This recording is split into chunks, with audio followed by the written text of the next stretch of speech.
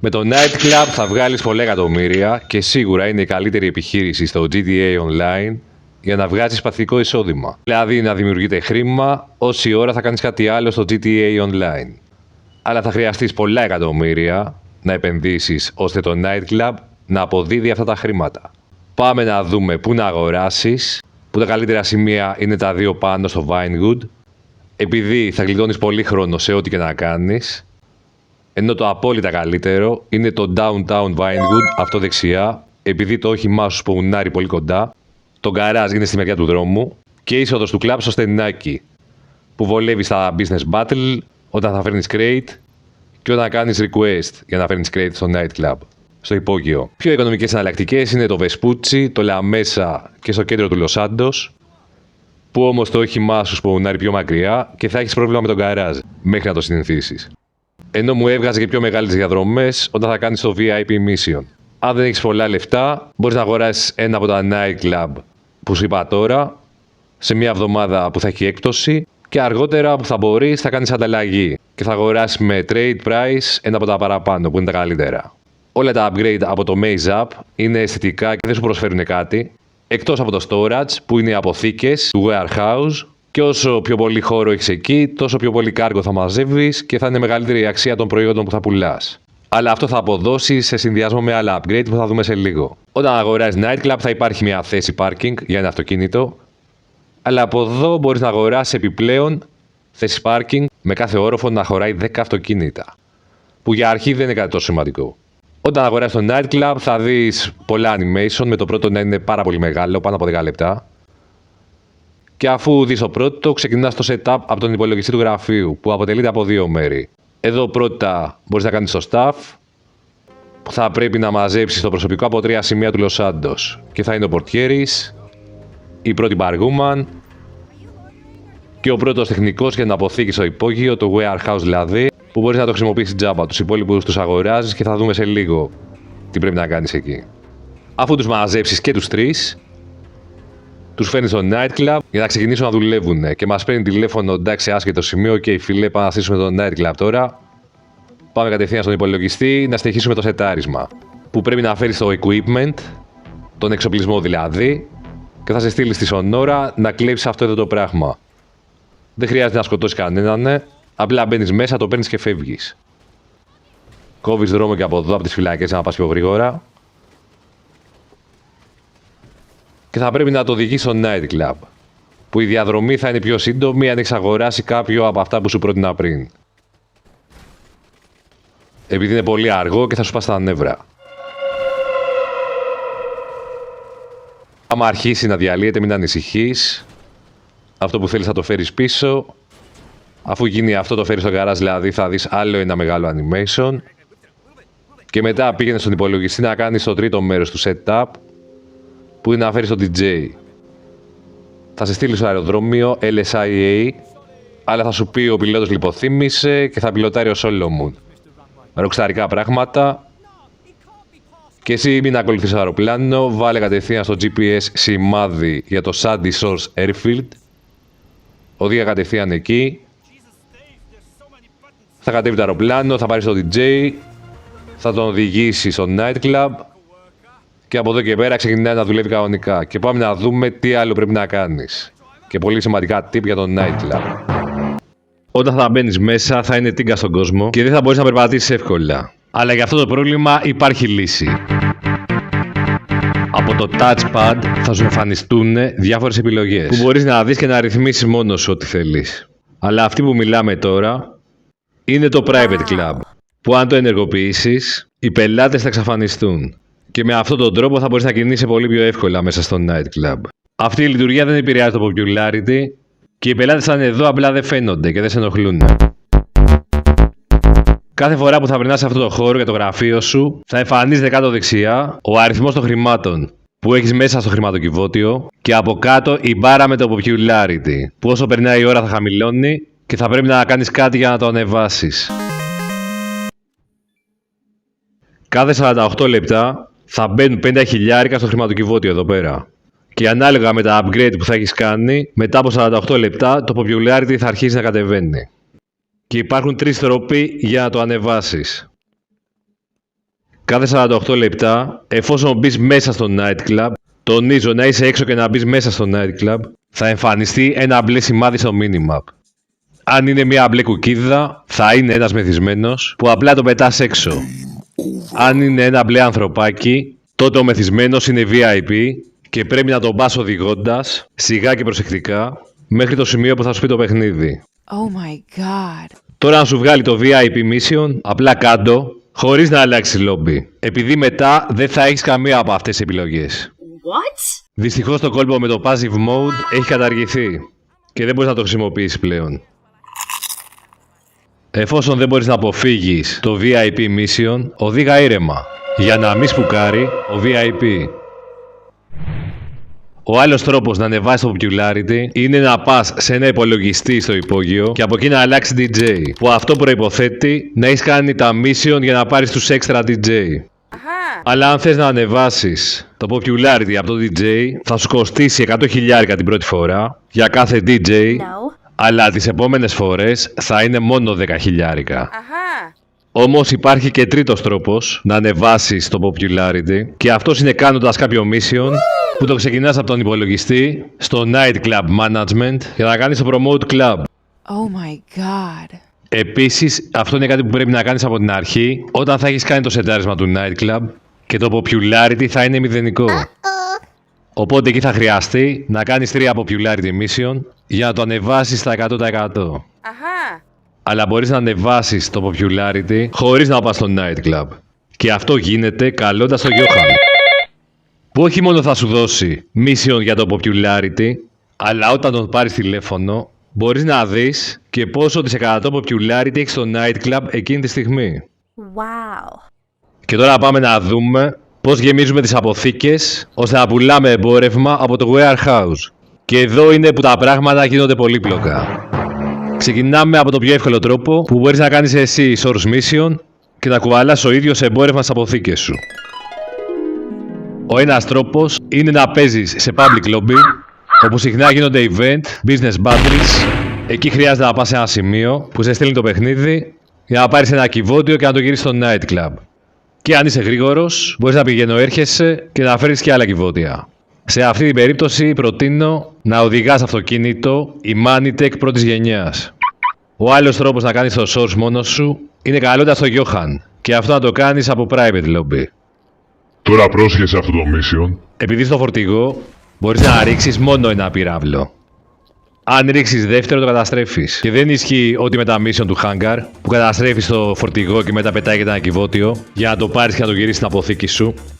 Εδώ αν καταστραφεί το φορτηγό λύγει το mission. Oh my god. Προσωπικά θεωρώ ωραίο τρόπο αυτό να γεμίζεις τις αποθήκες, αλλά το κακό είναι ότι η αξία εμπορεύματος μέσα σε αυτό το φορτηγό είναι μόνο 10.000 No. και θα πάρεις περίπου 10.000 ακόμα σαν αμοιβή όταν γυρίσεις το φορτηγό πίσω. Είναι πολύ λίγα αυτά τα λεφτά που κερδίζεις για όση ώρα χρειάζεται να τελειώσει το mission, Yes? αλλά υπάρχουν μερικές εβδομάδες που θα δίνουν διπλά λεφτά. Και στην αξία που θα έχει το φορτηγό που θα γυρίζεις πίσω, αλλά και στην αμοιβή που θα παίρνεις. Wow. Πριν γυρίσουμε στο nightclub για να δεις πως θα βγάζεις πραγματικά παθητικό εισόδημα, θέλω να θυμάσαι ότι στο nightclub μπορεί να γίνει raid και να χάσεις ό,τι εμπόρευμα έχεις εκεί μέσα. Raid μπορεί να σου γίνει όταν οι αποθήκες σου θα έχουν πάνω από 50% πληρότητα, θα έχεις κάνει register CEO ή VIP ή MC President και θα κάνεις AFK ή απλά θα τριγυρνάς έξω. Αν είσαι μέσα σε άλλη business ή κάνεις mission, δεν θα σου έρθει ειδοποίηση για raid. Οπότε να έχεις το νου σου και να μην ψολάρεις άσκοπα όταν θα έχεις γεμάτες αποθήκες. Αλλά αν έχεις αγοράσει mansion και το security upgrade και στο mansion και στο nightclub, μάλλον δεν θα ξαναγίνει ποτέ raid.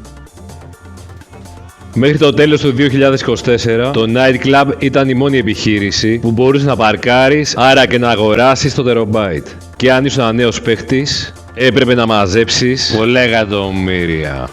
Πλέον όμως υπάρχει και το Garment Factory, που όχι μόνο μπορείς να παρκάρεις το Terabyte, αλλά να του κάνεις και έξτρα αναβαθμίσεις. Wow. Οπότε αν είσαι νέος παίχτης και παρακολουθείς αυτό το βίντεο, θα σου πρότεινα να πάρεις πρώτα το Garment Factory, ώστε να μπορέσεις να πάρεις το Terabyte και την Oppressor MK2. Στο nightclub έχεις το διπλό κόστος, που το πρώτο είναι τα πάρα πολλά χρήματα που πρέπει να επενδύσεις. Και το δεύτερο κόστος είναι ότι επειδή το εισόδημα του nightclub είναι παθητικό, θα γίνεις και εσύ παθητικός. What? Ενώ στο Garment Factory είσαι πιο ενεργητικός, πρέπει να κάνεις κάτι για να βγάζεις λεφτά από εκεί συνέχεια, κάτι που σίγουρα θα σε βελτιώσει σαν παίχτη. Wow. Μπορείς να έχεις 3 οχήματα στα υπόγεια γκαράζ του nightclub μόνο για να πουλάς, αλλά μπορείς να τα σπονάρεις και όποτε θέλεις. Εδώ κάτω μπορείς να τα αναβαθμίσεις, να τους βάλεις armor που δεν κάνει τίποτα και να κάνεις και weaponized που έχουν καλά όπλα. Το πιο μικρό όχημα είναι το Speedo και με αυτό πουλάς μέχρι 90 crate. Το δεύτερο είναι το Mule που πουλάς μέχρι 180 crate, αλλά είναι απέσιο στην οδήγηση και μπορείς να μην το αγοράσεις καθόλου. Επειδή τα ίδια φορτία μπορεί να τα κουβαλήσει το Pounder Costume, που και αυτό είναι χάλια, αλλά είναι αναγκαίο κακό. Και πρέπει να το έχεις, αλλιώς δεν μπορείς να κάνεις τις μεγάλες πωλήσεις. Το Speedo Costume το παίρνεις στην αρχή τζάμπα, Wow. αλλά τα επόμενα φορτηγά πρέπει να τα αγοράσεις.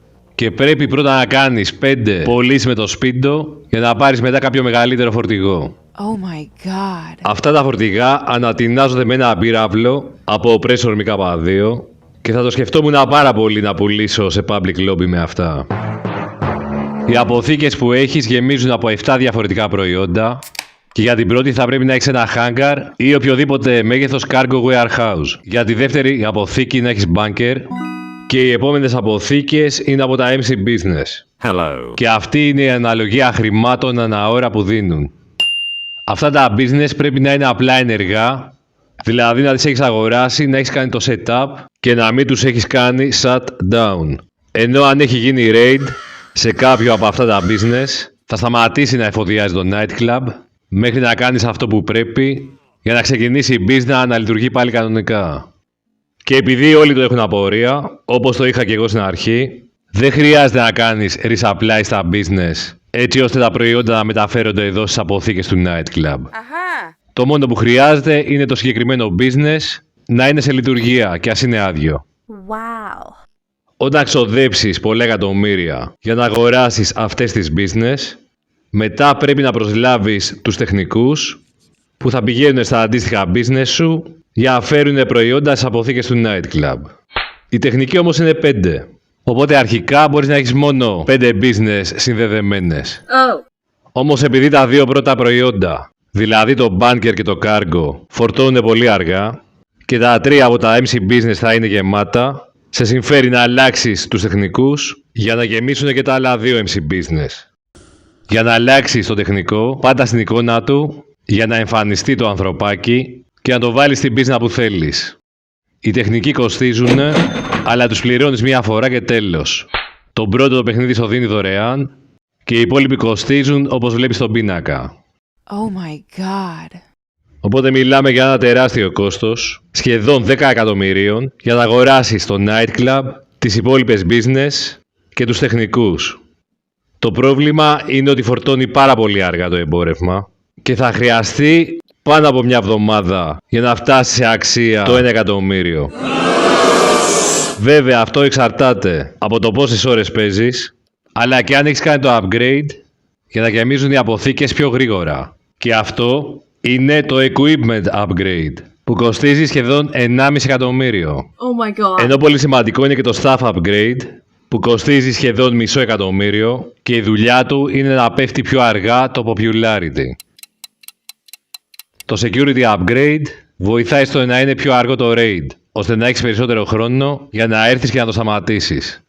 Μόνο μία φορά μου έχει γίνει raid στο nightclub και το σταμάτησα εύκολα. Οπότε πιστεύω ότι το security upgrade βοήθησε κάπως. Αλλά δεν είναι προτεραιότητα και μπορείς να το πάρεις αργότερα σε μία εβδομάδα με έκπτωση. Thank you. Σίγουρα όμως τα 2 πρώτα πρέπει να τα κάνεις όσο πιο νωρίς γίνεται. Τώρα που είδαμε πώς κάνεις το equipment upgrade, πάμε σε αυτό που μας ενδιαφέρει πιο πολύ, δηλαδή στην αποθήκη μας. Κοίτα και αυτό με το ανθρωπάκι για να αλλάξεις τους τεχνικούς, που εμένα με μπέρδευε στην αρχή, γι' αυτό θέλω να στο δείξω. Και να δούμε πώς πουλάμε. Όταν θα είσαι νέος και έχεις ανάγκη γρήγορα λεφτά, δεν χρειάζεται να περιμένεις να γεμίσει η αποθήκη και θα μπορείς να πουλάς ή ξεχωριστά ένα προϊόν ή θα έχεις μια επιλογή από 3 προϊόντα που θα σου δίνουν παραπάνω λεφτά. Έχεις στο νου σου όμως ότι σε κάθε πώληση ο Τόνι θα παίρνει 10%. Oh. Αλλά το ανώτερο ποσό που μπορεί να πάρει ο Τόνι είναι 100.000. Άρα από το 1.100.000 και πάνω, ο Τόνι δεν παίρνει άλλα ποσοστά και συμφέρει να πουλάς καλύτερα σε ψηλή αξία. Αλλά αυτό και πάλι αν είσαι πιο παλιός παίχτης που δεν χρειάζεται τα λεφτά άμεσα και εφόσον προσέχεις με τα raid. Το καλό με τις πωλήσεις του nightclub είναι ότι γίνονται μόνο με ένα όχημα και δεν χρειάζεται να επιστρέψεις πάλι πίσω στο nightclub. Αλλά το κακό είναι ότι αυτές οι πωλήσεις είναι φτιαγμένες έτσι που να κρατάνε γύρω στο 10 λεπτό. Άρα θα είσαι εκτεθειμένος γύρω στα 5 λεπτά και λίγο παραπάνω χωρίς ghost organization σε public lobby. Με το speedo costume τα πράγματα είναι λίγο καλύτερα, αλλά τα πιο μεγάλα φορτηγά είναι πιο αργά, κολλάνε και αποτελούν και μεγαλύτερο στόχο. Από τα selling mission, όταν σε βγάλει να πουλήσεις μόνο σε ένα σημείο, μη χαρείς γιατί εκεί θα σε περιμένει η αστυνομία. Εκεί πρέπει να ξεφύγεις λίγο από την αστυνομία ώστε να μην σε βλέπει και να καλέσεις το Lester για να τη χάσεις. Αλλά να έχεις απομακρυνθεί πρώτα από το σημείο. Και μόλις χάσεις την αστυνομία, θα σου εμφανίσει το σημείο που πρέπει να πας για να πουλήσεις. Από τα υπόλοιπα selling mission, το πιο εύκολο είναι αυτό που ψάχνεις στον πελάτη μέσα σε ένα κίτρινο κύκλο στο minimap. Σε ένα άλλο selling mission πρέπει να βρεις ένα ελικόπτερο και να το ακολουθήσεις σε ένα σημείο πάλι για να πουλήσεις, αλλά το ελικόπτερο πάει πολύ σιγά και θα αργήσεις. Και τα υπόλοιπα selling mission είναι σε 3 σημεία με διάφορες παραλλαγές, που το πιο ύπουλο είναι αυτό που σε στέλνει σε ένα σημείο σε γέφυρα και το σημείο παράδοσης θα είναι κάτω από τη γέφυρα. Όμως το minimap θα σε βγάλει από πάνω και θα χάσει πολύ χρόνο μέχρι να καταλάβεις που θες να πας. Και το άλλο ύπουλο είναι το ύψος του powder costume, ειδικά με το weapon από πάνω, που δεν θα χωράει να περάσει από κάποια σημεία. Εκεί απλά ρίξε με το weapon για να καταστρέψει το εμπόδιο και να χωρέσει να περάσει. Αλλά αυτό δεν πετυχαίνει πάντα, οπότε πρέπει να πας από άλλο δρόμο ή να κάνεις τις πωλήσεις του nightclub με το Iron Mule. Αυτά ήταν τα πάντα για το nightclub. Αν έχεις κάποια απορία μπορείς να ρωτήσεις στα σχόλια ή απλά να πεις τη γνώμη σου. Ευχαριστώ για την παρέα και τα λέμε σύντομα.